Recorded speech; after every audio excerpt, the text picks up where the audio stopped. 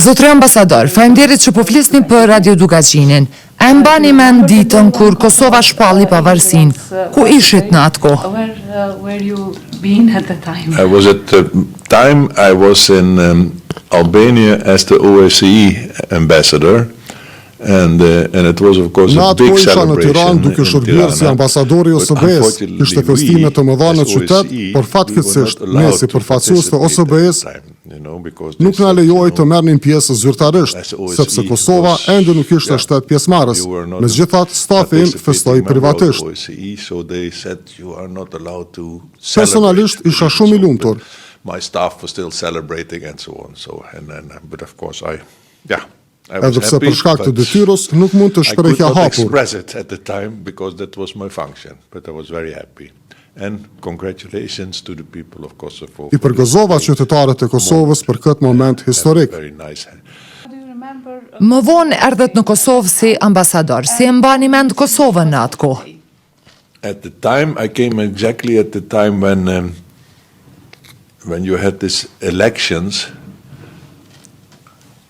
I mean, in 2010, and then the elections in 2010 in December they were Erdha gjatë një periudhë shumë të ngarkuar. Zgjedhjet e vitit 2010 ishin problematike në disa pjesë. Madje pati dhe mbi 100% dalin në votim, dhe u dashur të përsëriteshin.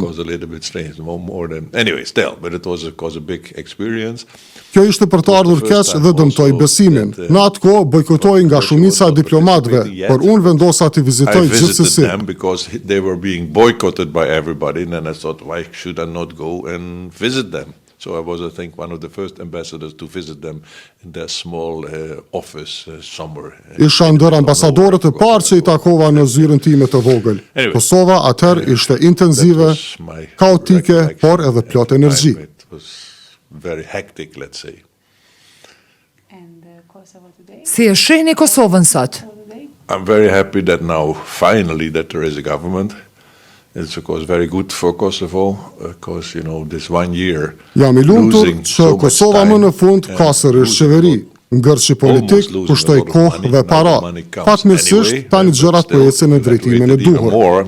I think after a few more months then you would have lost it. Now at least it was just on time that Shoh gjithashtu që BE-ja po bëhet më fleksibile dhe më e gatshme të heqë sanksionet e pa justifikuara ndaj Kosovës, gjë që është shumë pozitive. More lenient and more willing to Natyrisht, korrupsioni duhet luftuar edhe më fort, por në përgjithësi progresi është I dukshëm. Sanctions against Kosovo, they are also willing to take them away, which is of course also very good. Mr. Ambassador, in Kosovo today Jemi në Hag duke ndjekur gjykimin. Cili është mendimi juaj për punën e gjykatës speciale? In Pristina today. What is your opinion for the trial? Sinqerisht mendoj se ky gjyq është I padrejtë. Ai u bazua në raportin e Dick Marty, cili më vonë rezultoi shumë I dyshimt dhe I ndikuar nga shërbimet serbe. Pretendimet për trafikim organesh janë hetuar më herët nga Eulex dhe institucionet të tjera dhe nuk u gjet asgjë. Më pas, gjyqtari Williamson arriti në përfundim se këto akuza nuk ishin të vërteta. Sipas mendimit tim, procesi duhet të ishte ndalur aty. Po, krimet ndodhin në çdo luftë. Kjo është tragjike, por universale. Por pse të krijohet një gjykat kaq të shtrejtë vetëm për Kosovën? Nëse ky standard do të zbatohej kudo, shumë vende do të përballeshin me tribunale të ngjashme.